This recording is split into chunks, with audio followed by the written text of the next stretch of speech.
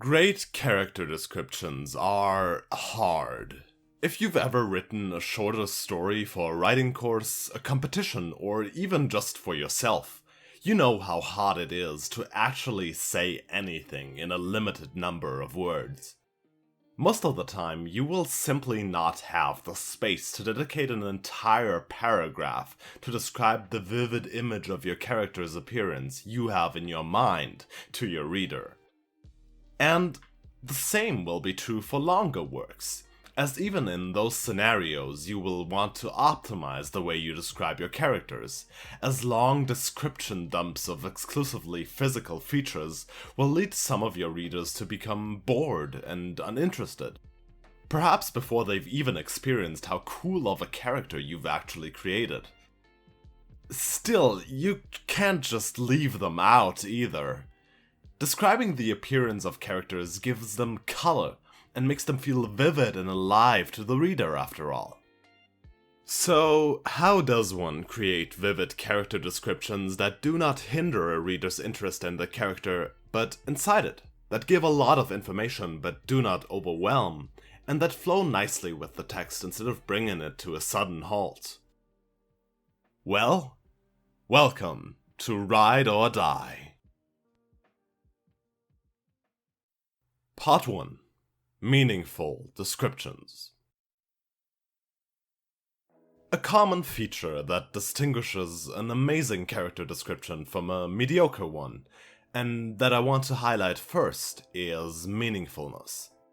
Why tell your reader about your character's hair, their eye color, their height and build, if, quite frankly, that information simply does not matter?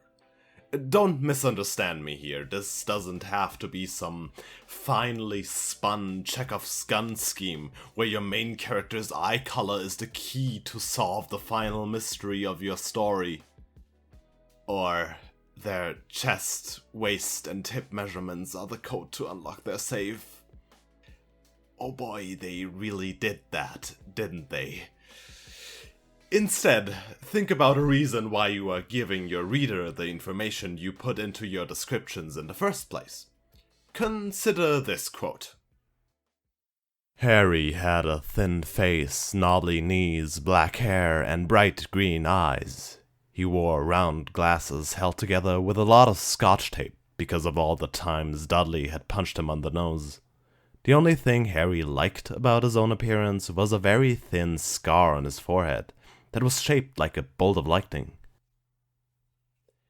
The appearance of Harry Potter has to be one of the most iconic examples I could present to you, partially because Rowling insists on describing it to us at the beginning of every single novel, but that's not the only reason why.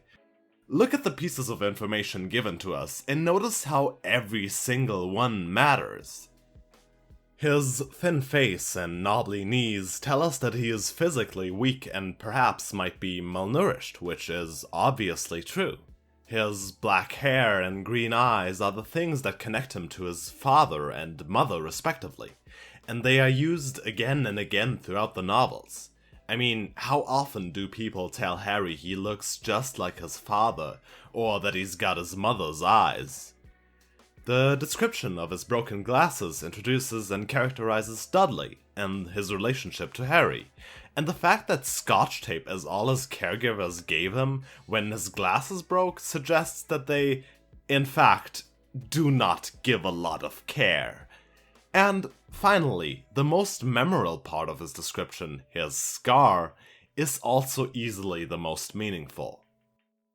Try to think of ways in which you can connect your character's appearance to events in their current or past life, other characters, or your story overall, and through that create meaningful description of that appearance. Family resemblance is just one way you can do that, but an incredibly effective one.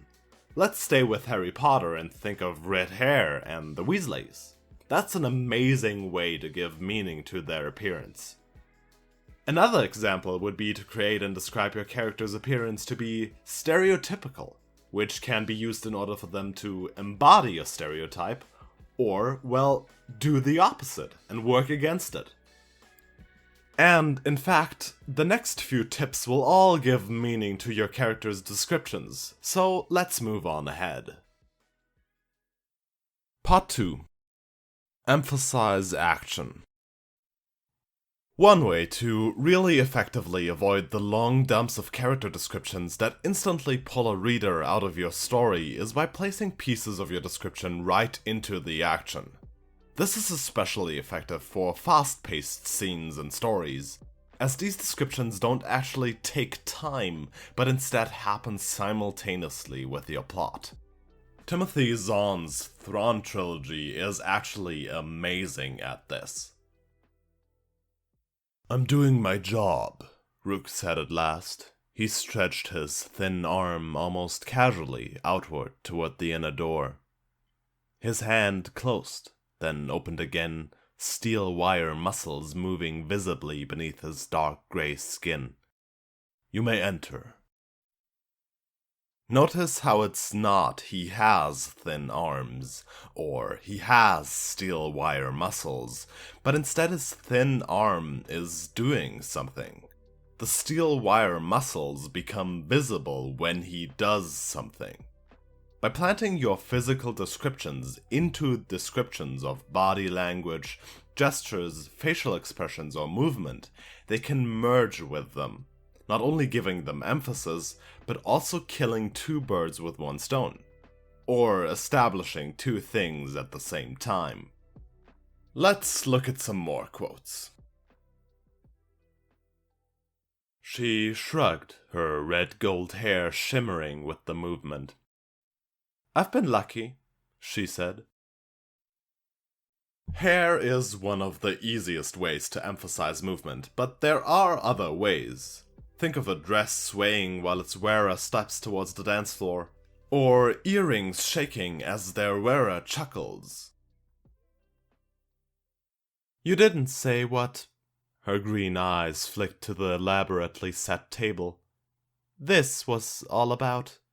She finished, her tone just noticeably different. The green eyes came back to him, cool and measuring.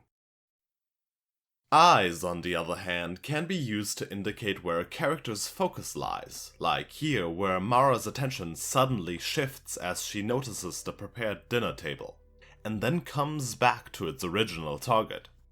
Think also of characters staring at a particular object or people, them dodging or holding eye contact, or the wide motions of their eyes as they scan a room they've just entered for the first time.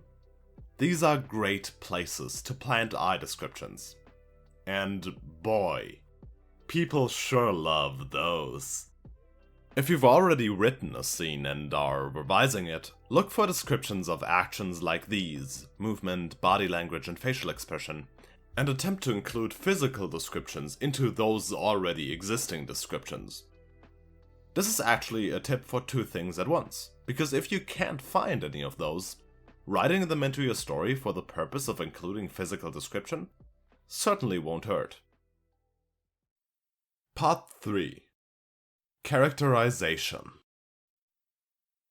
Another incredibly powerful way to give your descriptions meaning is by using them to characterize the character you are describing.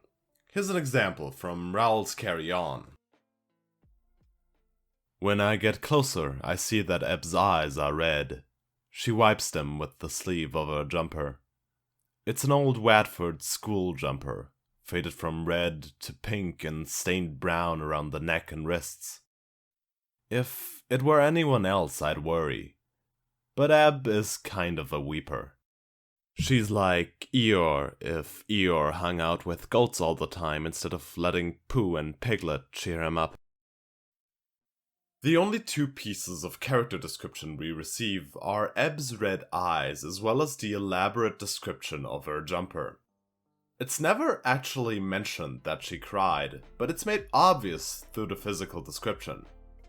The quote then goes on to tell us that this is not an unusual way to see her at all, and from now on, when we hear of Eb crying or being emotional, we think of her red eyes and her jumper. Here's another example from the Thrawn trilogy. Taking a deep breath, he straightened in his chair and, for the first time since Pelion had entered, opened his glowing red eyes. Pelion returned the other's gaze without flinching, feeling a small flicker of pride at the achievement. Many of the Empire's top commanders and courtiers had never learned to feel comfortable with those eyes. Or with Thrawn himself, for that matter. In this quote, there's even less actual physical description, and again, it's red eyes. This time their meaning couldn't be different, however. Thrawn's glowing red eyes are used as the cornerstone for his imposing, commanding presence. And just like with Ebb's description before, whenever Thrawn's red eyes are mentioned in the future, we are sure to remember the fearsomeness of the person they belong to.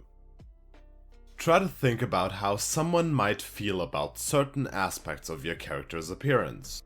Do they have an inviting smile, including sparkling eyes and little dimples? Do they always look down on their luck, with their long hair hiding most of their face? You can also use your character's appearance to tell us about their past and background. Do they carry countless scars of the battles they've been part of? Or do they perhaps have an athletic build and love wearing their favorite hockey team's tricot? Additionally, this same strategy can be used to characterize the narrator instead of the character you are describing.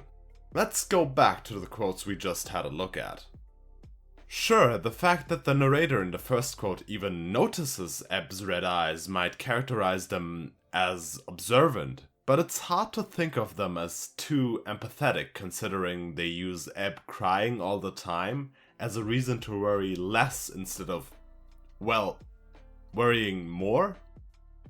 Similarly, Pelion's cherishing of the fact that he was able to meet Thrawn's gaze does not just characterize him as prideful, but also shows that he is thoroughly indoctrinated with the Empire's ideals of strength. One great way to do this is by making comparisons or drawing parallels between your narrator and the character you are describing. They might be even shorter than your narrator, so they must be very short. Or perhaps they are one of the few people who can meet them at eye level without looking up. Furthermore, try to comment on the appearance of the other character with the voice of your narrator. If your narrator describes someone with judgment and spite, or with admiration, they might just be telling us more about themselves than about the person they are describing. Part 4. Practical tips. Now, so far this has been a lot of theory. You probably understand by now what you can achieve with good character descriptions and have an idea of how to get there in theory. But how does this translate into practice? Well, this is obviously the hardest part, but there are some strategies that you can employ that can help your descriptions directly, and if employed with the theories presented before, will help you create much more effective character descriptions. The first thing I want to point out are collocations, as they are imperative to writing good character descriptions. Let's first look at this quote. The colonel was tall and conspicuously erect. His dark blonde hair was short and bristling, with a scatter of grey at the temples. His face was tanned except for two ovals around the unblinking grey eyes, where skin had been shielded by sunglasses. His eyes were finely wrinkled at the corners and squinted a little from looking into the sun for enemy fighters. His was a tough face, grim almost, with no vestige of softness of any kind. Notice how there's not just many collocations, but some of them are very expressive and or interesting. Conspicuously erect paints a very different picture than just erect, an image of someone who really pays attention to look the part of the proud military man he is. The unblinking grey eyes highlight his watchfulness, that, as we learn in the next sentence, has served him well in the past. And his finely wrinkled eyes indicate his age and experience without making him seem too old and therefore frail. Word choice matters tremendously here.